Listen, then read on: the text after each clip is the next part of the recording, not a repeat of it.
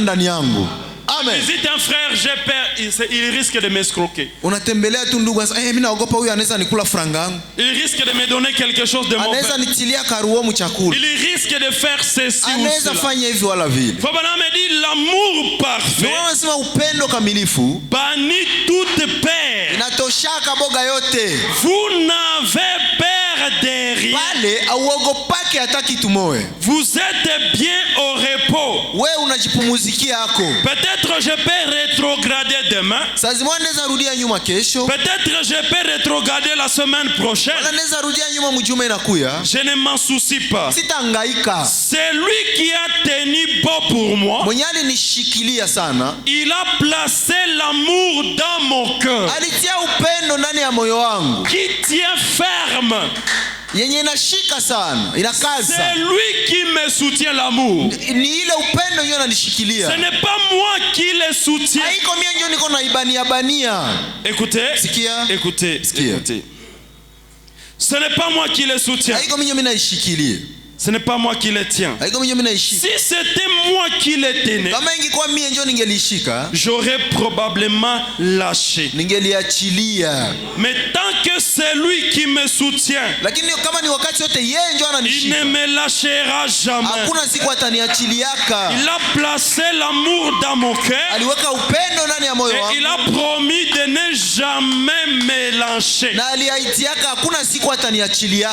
Dieu, il nous soutient par l'amour. Ce qui nous lie avec Dieu, ça s'appelle amour. Frère Branham dit, si c'est nous qui tenons Dieu, il va arriver que nous allons nous fatiguer et le laisser. Mais Dieu, il nous tient par l'amour. Ça veut dire la corde par laquelle nous sommes attachés à Dieu. La corde par laquelle nous sommes attachés à Dieu. Cette corde s'appelle l'amour. Et quand nous sommes collés par Dieu avec l'amour, Frère Branham me dit, la peur est bannie. Dans les conférences, paragraphe 53. Peu importe ce qui vous dérange. Vous pouvez avoir le cancer. Vous pouvez être frappé par des maladies du péché. Vous pouvez être possédé par des démons. Peu importe ce que vous avez, j'ai ici un message pour vous. Je l'écris de toutes mes forces du haut de cette chair. Peu importe ce que vous êtes. Si vous avez le cancer, n'importe quelle maladie, j'ai un message pour vous ce matin. Et je l'écris de toutes mes forces du haut de cette chair. C'est quoi ce message? Il y a le pardon pour vous. Je pensais que vous allez dire amen. Le message de Frère Branham ce matin et qu'il nous dit il y a le pardon pour nous ce matin. Il y a la grâce, il y a la guérison, il y a le pardon, il y a l'amour, il y a la joie, il y a la paix. Amen. Vous direz, pourquoi êtes-vous si enthousiasmé, Frère Branham? Frère Branham dit, j'ai un message pour vous ce matin. Je vous informe qu'il y a l'amour de Dieu pour vous. Cet amour, Dieu ne l'a pas réservé aux Juifs. Cet amour, Dieu ne l'a pas réservé aux anges. Mon message que je vais crier si fort ici à la chair et que je vous démontre que l'amour de Dieu est pour vous. Kama upendo wa Mungu ni yenu. Et ça rendait frère Branham enthousiasmé. Ile ilimfanya ndugu Branham akuwe na furaha mingi sana. De savoir que l'amour de Dieu est pour nous. Kujua kama upendo wa Mungu ni kwa ajili yetu. Et quand nous avons l'amour de Dieu, comment nous devons nous comporter? Na sasa tuko na upendo wa Mungu, tunaendelea sasa namna gani? Écoutez ce que la parole de Dieu dit. Tusikie venye neno la Mungu linasema. Je suis dans la prédication, la seconde venue du Seigneur. Niko ndani ya mahubiri ujio wa pili wa Bwana. Le paragraphe 134. Fungu la 134. Frère dit ceci. Anasema hivi. La seconde venue du Seigneur, le paragraphe 64 et puis 60. Non, je prends 65. Nakamata ile ya 65. Frère dit l'église ferait mieux de s'examiner à la lumière de la parole de Dieu. Ndio maana anasema kanisa ingelijikaza ijichunguze kupitia nuru ya neno la Mungu. Et cette église n'est pas ce bâtiment Salem Tabernacle. Na kanisa yetu kwa tunasema haiko ulu nyumba la maskani ya Salem. Frère me dit nous attaquer l'église de Dieu. Ndio anasema shie sasa kanisa ya Mungu. Nous devons nous examiner à la lumière de la parole. Tungepasha jichunguza kupitia nuru ya neno. Que dit la parole de la manière où je vis dans ce monde? Neno inasema nini kukisi mimi niko naishi mwa hii dunia? Je dois m'examiner chaque jour. Mimi napaswa kuwa najichunguza kila siku. Parce que si on n'arrive pas à s'examiner, on sera en train de pécher inconsciemment. Or le pardon c'est quelque chose de courant dans notre vie. Ça veut dire dans notre vie on doit demander pardon à tout moment. Parce qu'il n'y a pas un saint qui fait du bien et qui ne pêche pas. Le saint il pêche et il fait du mal. C'est là que Frère Branham a donné la définition de la sainteté. Il dit un saint c'est un pécheur repentant. Un saint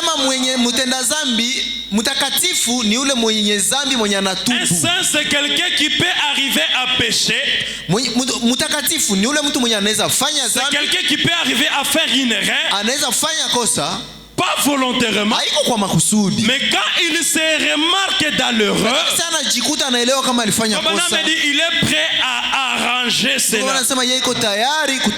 L'église ferait mieux de s'examiner à la lumière de la parole. Avoir soif de la vie, le paragraphe 24. C'est prêché en 1959. On cherche à donner de l'éclat à l'église. L'église ce n'est pas l'éclat. Frère dit des fois on cherche à donner l'éclat à l'église. Mais l'église ce n'est pas l'éclat. Mais la frère Branham c'est quoi l'église? Frère Branham dit l'église c'est un lieu où prêcher la justice, la sainteté, la pureté.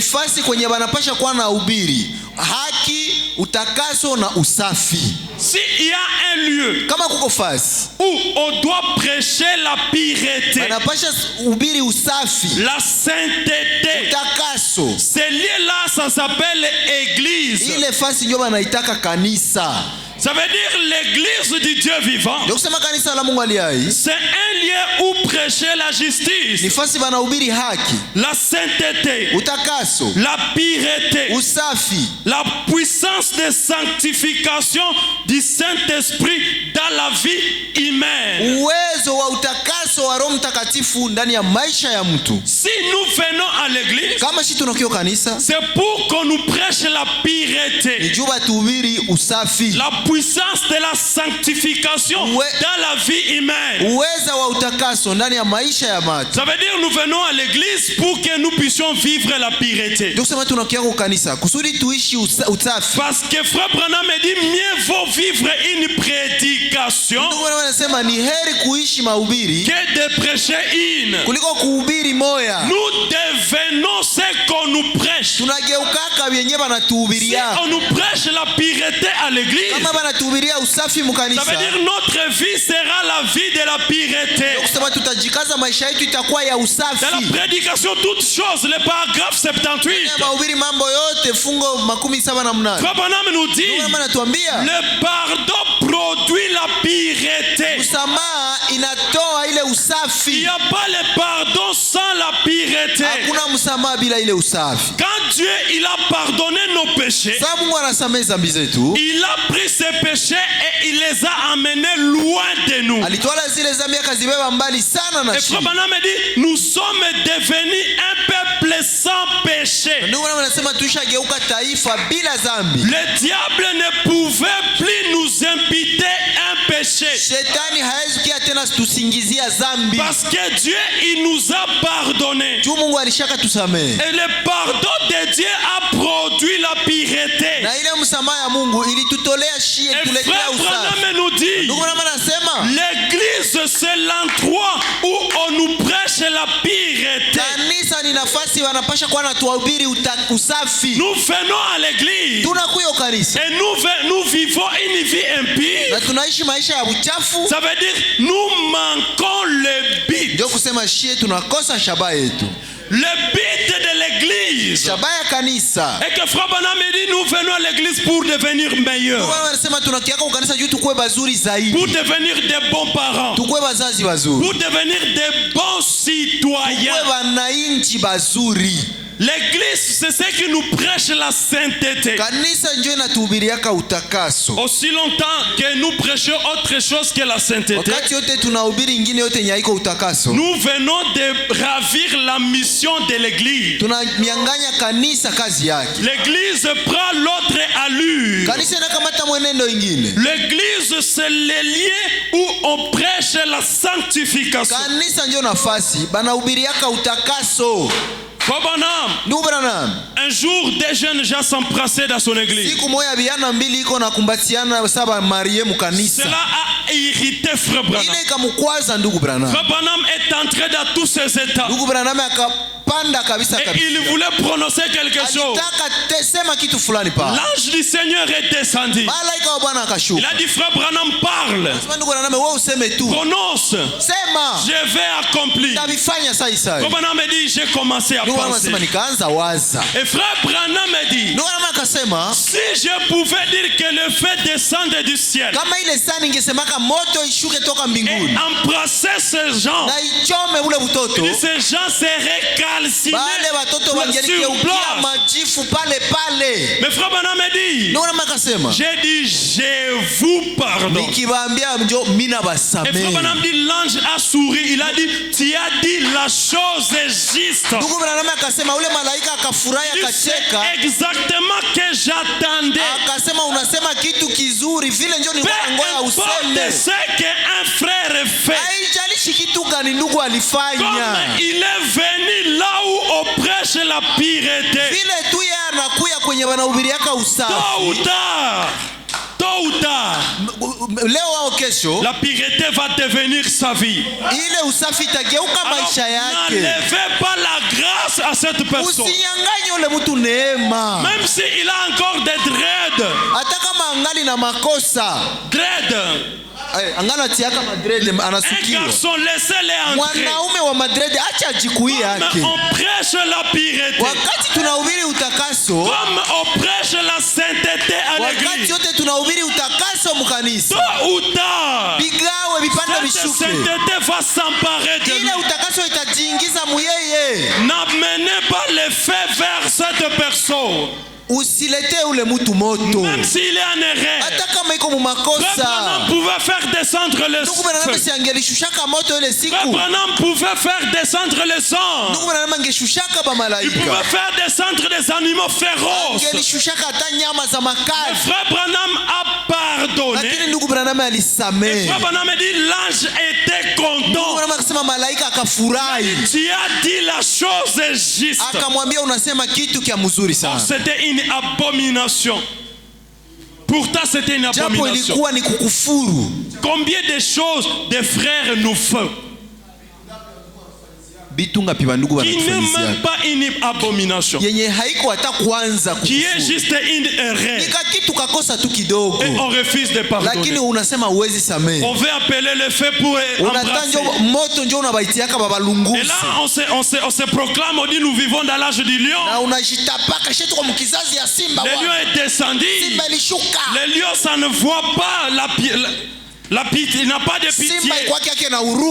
C'est bon, le lion n'a pas de pitié. Mais au-delà d'être lion, il est tout d'abord un agneau.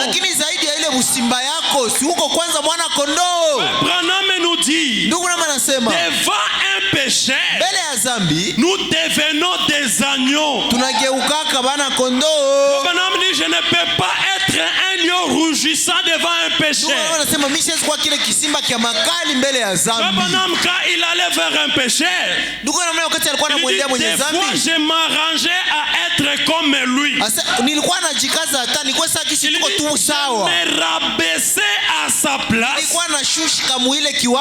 S'il était menuisier, je voulais devenir menuisier. Et qu'on parle de l'histoire des planches et des clous, pour qu'à travers cela je lui prêche l'évangile. Il ne faut pas venir, toi tu es pécheur, tu vas aller en enfer. Essaie de se rabaisser à son niveau. Voilà pourquoi quand quelqu'un pêche contre nous, prenez cette place. Faites comme si c'est vous qui avez péché contre lui. Branham dit Jésus, malgré les erreurs qu'on lui avait fait, malgré toutes les mauvaises choses qu'on lui avait fait, il n'a pas attribué l'erreur à ces gens. Il a dit Père, pardonne-le, il ne savait pas ce qu'il faut. Autrement dit, l'erreur n'est pas à eux. Nous devons être capables de nous charger des erreurs de nos frères. Amen. Est-ce que quelqu'un est avec moi? Branham me dit ceci. Et vous, dans la prédication là de l'église d'Éphèse 144, Branham dit, et vous scellez votre destination éternelle ici même.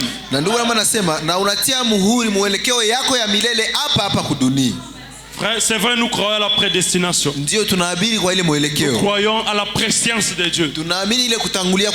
Mais frère Branham dit, nous, notre destination éternelle,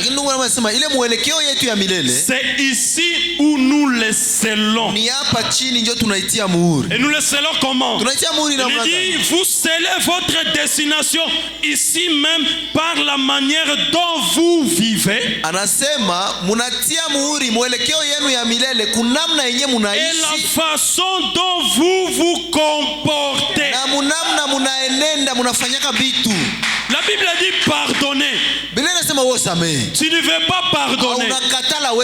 Or, c'est ici où vous scellez votre destination. Et Dieu a dit, si vous ne pardonnez pas, moi non plus je ne pardonne pas. Nous avons vu ça dans Matthieu 18. Le maître, il a pardonné. Mais quand il a remarqué que la personne qu'il a pardonné a refusé à pardonner, le maître a retiré son pardon. Et il a pris cette personne, il l'a jeté au bourreau. Dieu, il a tant aimé le monde. Il nous a donné son fils. Et il nous a pardonné. pardonné.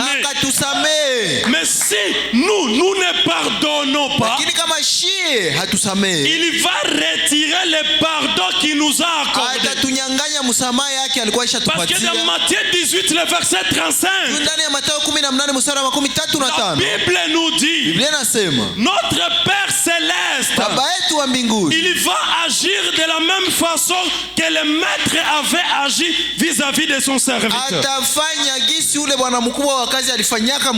Le serviteur, le pardon lui a été accordé. Et le maître devait se rassurer si le serviteur pardonnera aussi.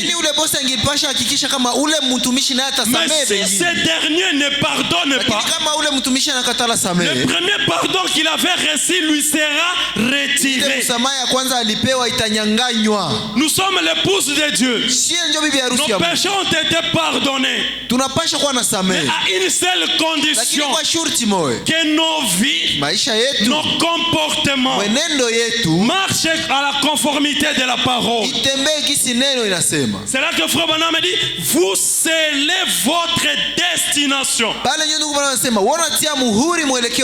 De la façon, de la manière dont vous vivez. Quand nous vivons, nous devons vivre comme des gens pardonnés. Le pardon apporte la pureté. Je suis pardonné, mais je vis comme un cochon. Je suis pardonné, mais je suis l'homme le plus rancunier de la terre. On m'a fait du mal à 2010. Je continue toujours à me rappeler de ce mal-là. Branham dit, le refus de pardonner, ça s'appelle rancune. Si longtemps vous refusez à pardonner, on vous appelle rancunier. Et la rancune produit le cancer. La rancune installe une infection appelée fungus dans le corps. La rancune produit des ulcères dans le corps. La rancune produit ce qu'on appelle tumeur de forme de champignon. Ça, c'est prouvé scientifiquement. Si vous gardez rancune, si vous refusez à pardonner, vous allez un jour vous retrouver à l'hôpital et on va vous diagnostiquer le cancer. Pourquoi? Parce que vous avez refusé à pardonner. Ça veut dire vous devez d'abord pardonner pour l'intérêt de votre santé. N'ayez même pas la compassion du frère. N'ayez même pas l'amour envers les frères. Et d'abord l'amour même pour votre propre santé. Parce que quand vous refusez à pardonner, cela crée une irritation nerveuse. Chaque fois que vous allez voir les frères que vous avez refusé à pardonner, vous allez monter dans vos états. Vous allez lui voir, vous traversez la route. Oh, vous devrez passer dans la route gauche. Mais comme vous avez vu les frères que vous avez refusé à pardonner, vous allez avoir l'intention à traverser la route. Et on peut même vous cramponner. Pourquoi? Parce que vous avez la rancune. Un frère ne doit jamais avoir la rancune dans son cœur. C'est une limite qu'on ne doit jamais franchir. Peu importe ce qu'il a fait, nous devons garder l'amour.